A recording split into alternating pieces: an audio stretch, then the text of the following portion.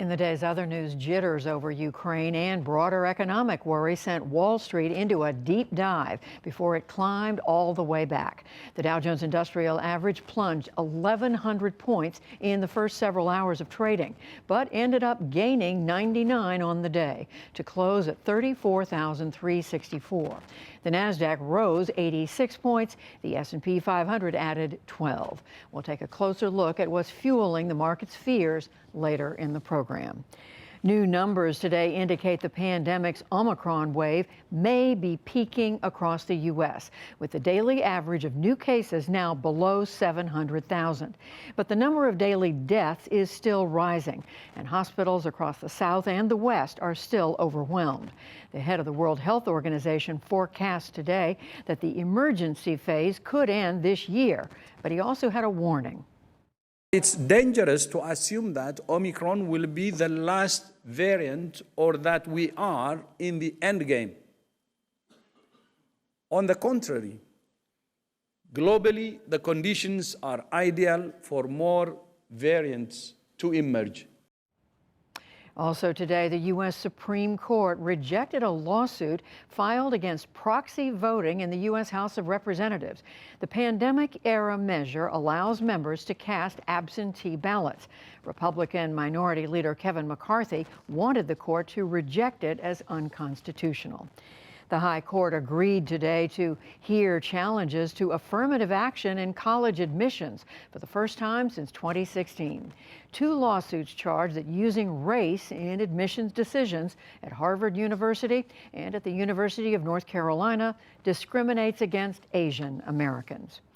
Federal prosecutors in Minneapolis charged today that 3 former police officers violated George Floyd's civil rights by failing to prevent his murder. In opening statements, they said the men did nothing when fellow officer Derek Chauvin pinned Floyd's neck until he died. Chauvin was convicted of murder last year. The defense argued that Chauvin was a senior officer and that he called all the shots. In Iran, the government opened the door today to direct talks with the United States on restoring the 2015 nuclear deal. The foreign minister spoke in Tehran as negotiations with other world powers resumed in Vienna. If we get to a stage where reaching a good deal with strong guarantees necessitates direct talks with the U.S., we will consider this in our agenda to lift sanctions. In response, the U.S. State Department said it remains open to direct meetings with Iranian officials. President Biden has indicated he wants to rejoin the nuclear deal that President Trump abandoned in 2018. Rebels in Yemen, backed by Iran, fired missiles into the United Arab Emirates today, and U.S. and UAE troops intercepted them with Patriot missiles. Some of the Americans had to take cover during the exchange. It was the second such attack in a week.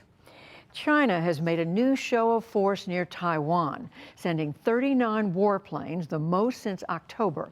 The planes flew over an area near the Pratas Islands, southwest of Taiwan. The Chinese declined to say what their purpose was. This took place as 2 U.S. Navy aircraft carrier groups sailed in the South China Sea over Beijing's objections. Back in this country, judges in Georgia approved a special grand jury to investigate whether former President Trump tried to interfere with the 2020 election results. A district attorney requested the assistance. The special panel will be seated in May, and it will serve up to a year.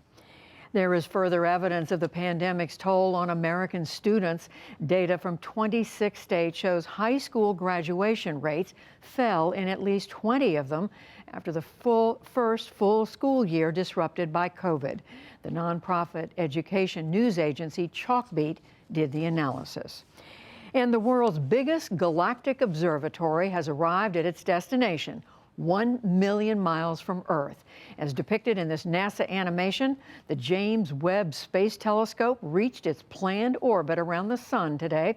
That critical moment came a month after launch. The $10 billion telescope will look deeper into space than humanity has ever seen. Still to come on the NewsHour, what's behind a volatile ride for the major stock indexes? Tamara Keith and Amy Walter break down the latest political news.